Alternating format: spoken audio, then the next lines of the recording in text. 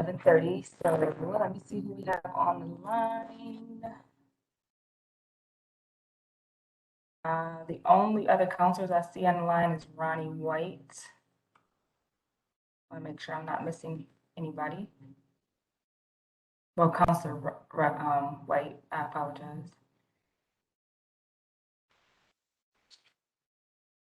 All right, so we can go ahead and jump right in. I was pulling up the email, so I guess we'll start with the permission for encroachment at 301, 319 North State Street, and I do see Yolanda on the line. Are you the one that's gonna discuss this item? Yes, I am on the line, Counselor Allen. So the owner of the property at 301, 319 North State Street, they're asking for permission for a sign that will encroach a total of 5 feet into the right of way.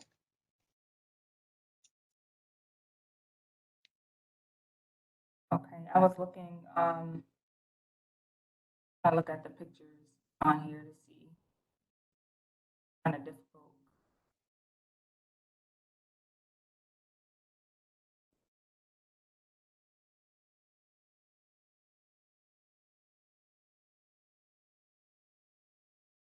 Did you have any questions on it? So the brackets are already the brackets are already existing. They just need to add the sign.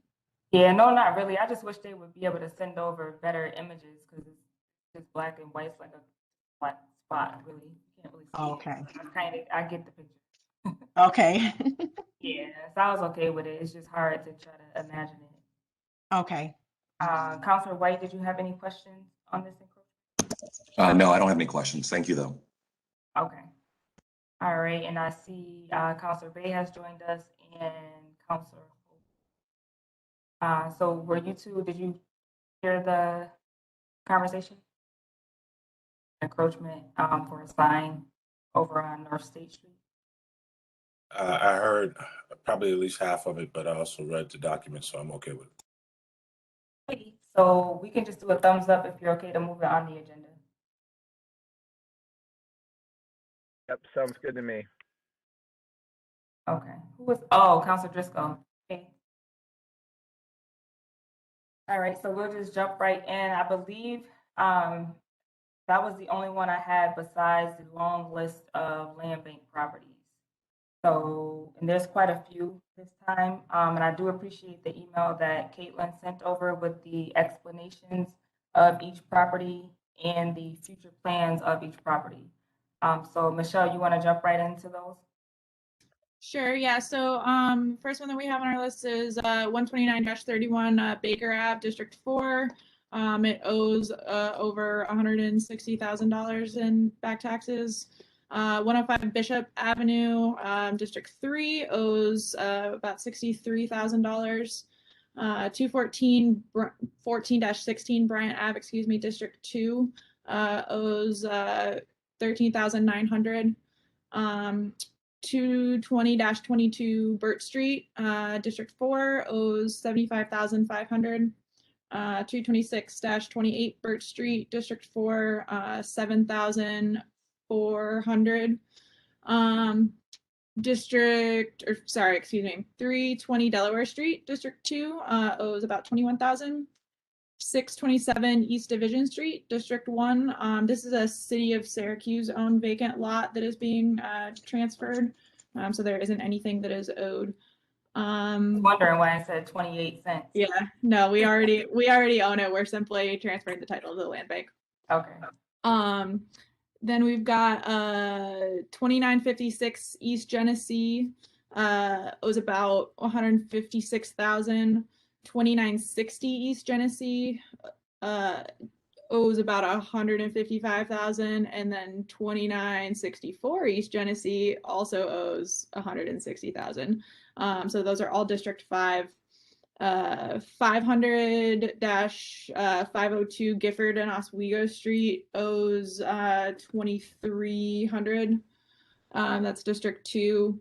224 Grace Street was on the list that I had sent out to the council last night. That property is not going to be advancing on this agenda because the land bank needs to get a resolution on it. So you'll be seeing it in a subsequent agenda once the land bank is able to get it on the board so that we can have them accept it. 621-23 Lemoyne Ave, District 2 owes $37,000. 708 Onondaga Ave, District 3 owes $350,000. 203 Rockland Ave, District 3 owes $9,400. 662 South Ave owes $249. Again, that's another City of Syracuse owned lot, which is why the amount is so low. Same situation with 680-82 South Ave. Both of those are District 4. 1548 South State Street owes about $4,000.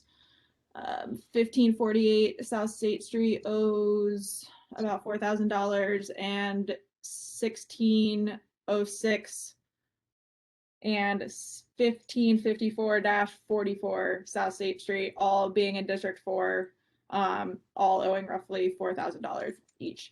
And then the last one that we've got here is 1608-10 South State Street that owes roughly $20,000.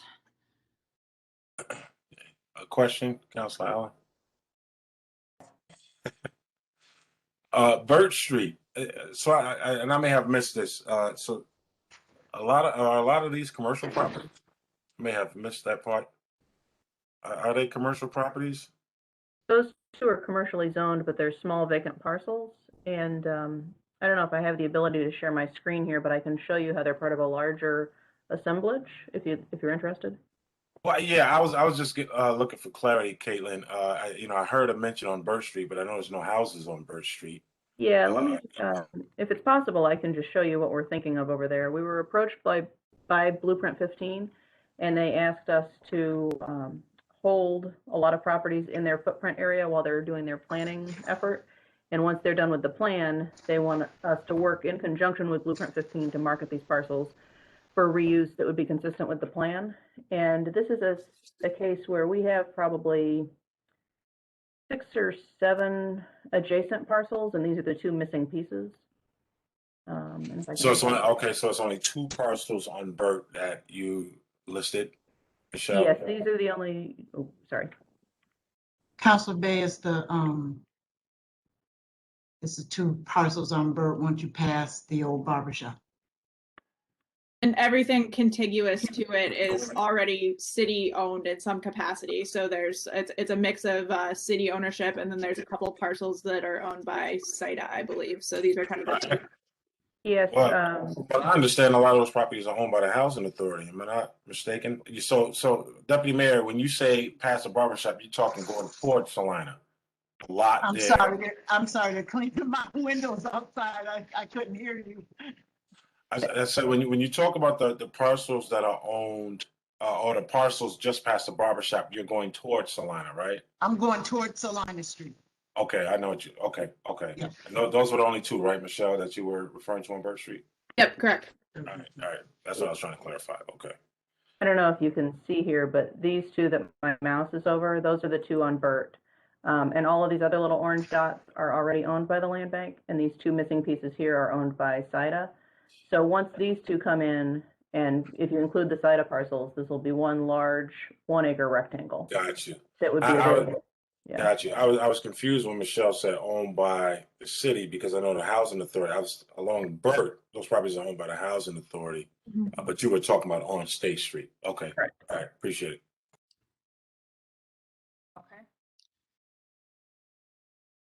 Okay. I did have a question about the South State Street ones. Oh, sure. I can. So those ones, that one building, the one house that's still standing, the green and white house? That should be demolished that'll be demolished very soon. That house is already owned by the land bank, and we've already awarded the contract for the demolition. And so these 2 lots are the 2 to the north and the 2 to the south. So then there will be 5 in a row available for 2-family infill construction. Got you. Okay. All right, that's perfect. And then the other ones, the 2 on South Ave, those ones, the ones that are across from Price Right, that's going to be for mixed use development, correct? Yes, I believe those are all commercially zoned. So mixed use would be the desired outcome there. This is another large assemblage where these are the two last missing pieces.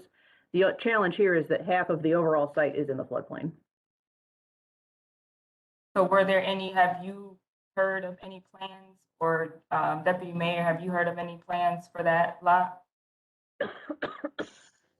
No, at one point, and this was a while, this was back when I was at Southwest, we had looked at commercial. Because of the flood zone cutting through part of it, that's why the mixed use is probably the most feasible. We have to assemble the lots, and if we can get a good parcel of lots there, then we can introduce that parcel as a potential development site. But right now, it's just too piecemeal for somebody to really take a look at it. And then if you think about it, Councilor Allen, the back side of that lot also on, can't think of the street on the back of it, Hudson, a lot of dilapidated buildings. I think Caitlin owns a couple of those too. Mm-hmm. Okay.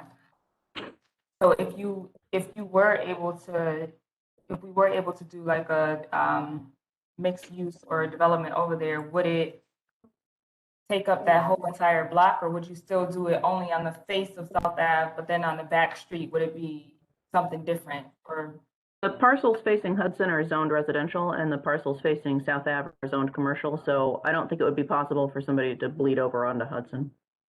okay.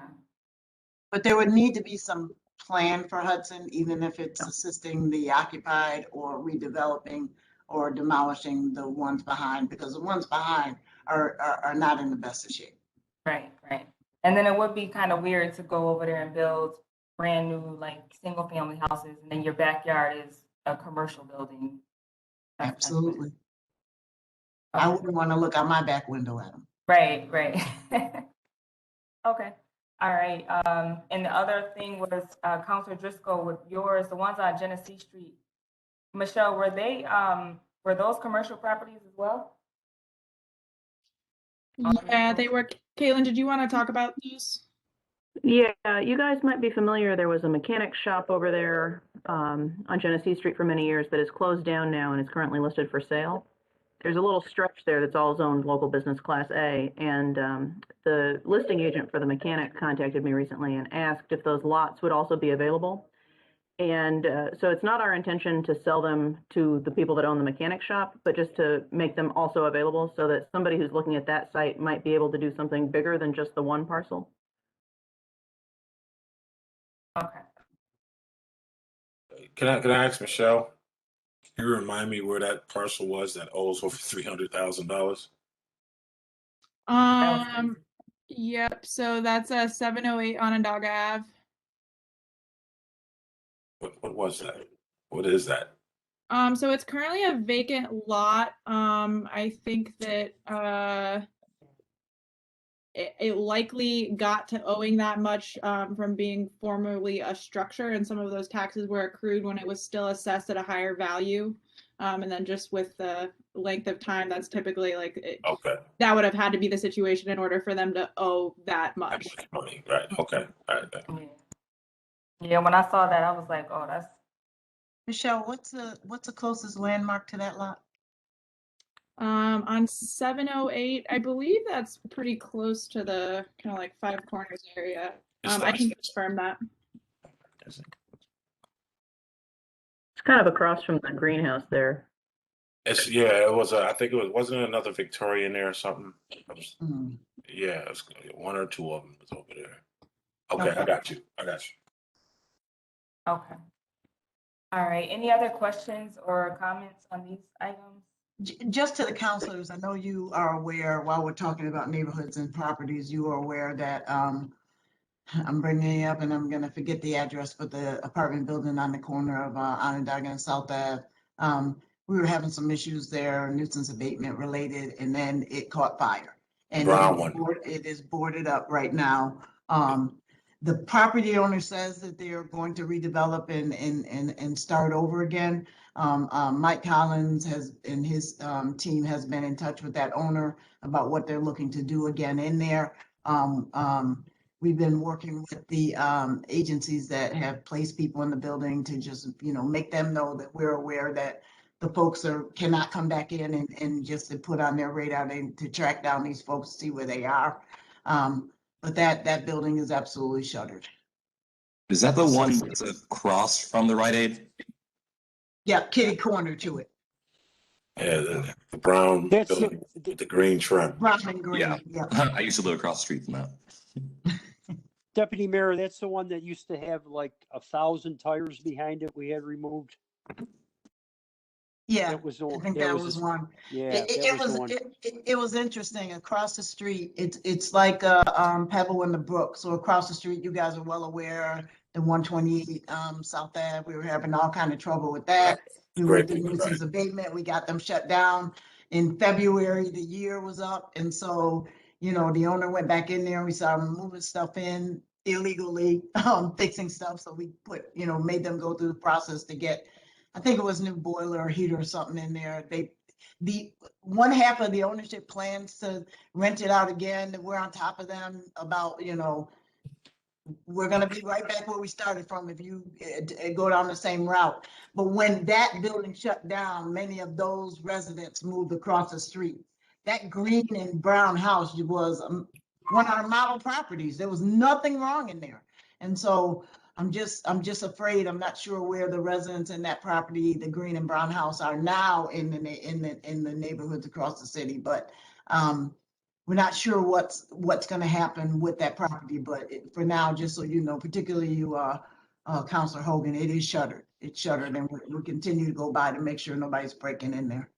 If I could add though, you're saying there was nothing wrong with it initially, Deputy? Let me be careful. It Let became me a be bit drug careful. infested. Compared to 128. Right. Yeah. South Ave, it was the Marriott Grand. It had individuals in there, but it really exacerbated when 128 was shut down. That's correct. If I could add too, while we have it, and Councilor Hogan, if you don't mind, Councilor Allen, if you don't mind, you know, that was obviously an increasing trouble property, that brown one, but it's not worse than the one on Rich and Onondaga. So some updates on that as well. Yeah. Is that we did go through nuisance abatement for that property. Mike, at one point, I think there were only 5 tenants left in that building. Deputy Mayor, I think we're down to 4. The nuisance abatement time clock will. Our understanding is that it actually does not start until the building's fully vacant. Get the people out. Patty Lynch has been able to talk 3 apartments into vacating and to going to someplace else. So we're down to 4 in that one right now. Yeah. The tenants of these properties are not the easiest to relocate. They have income limits and some other issues that create a problem for us. But Patty does yeoman's work trying to find locations for her individuals. Well, I mean, as a, you know, obviously that property has been an issue for people in and around there, particularly on White Street. Yes. There's one woman, I talked to Deputy Chief Trudell about it, because they between the building and then sometimes, you know, a couple of houses on White Street where, you know, people come home and they can't get in their houses because the guys are kind of standing on the sidewalk. And, you know, and it was an area that was, you know, had some people arrested a couple of times. They made the news, but it's a bit of a hot spot. So before the shots fired happens again, you know, on that over there, you know, just We're working to get them out. Deputy Chief Cecil has conversations with landlords all the time that we end up closing down for nuisance abatement. This particular landlord does sound like he wants to be able to have a restart. It's a good piece of property and a good location, so it would be in his best interest to do the right thing. Yeah, he wants to restart. He's probably afraid to go over there. Right. All right. Thanks. Thank you all. All right, thank you. So I have a motion to put these 20 items on the agenda minus the 224 Gray Street. So move. Yep. And I believe that was it. That's all that I had in my email. So if I'm missing anything, then. Councilor Allen, the motion has to be moved, seconded, and then everybody votes on the committee. I thought, did Ronnie Who seconded? Was I that? think Councilman Driscoll. Driscoll? Okay. Let's go. So Yeah. could you get a show of eyes on that? Aye. Aye. All right, thank you. Thank you. All right, Commissioner Collins, did you have anything? No, I think we've covered everything that we've got today. Thank you. All righty, well, with that being said, we are all done. So thank you, guys. Close out this meeting. Thank you, Caitlin.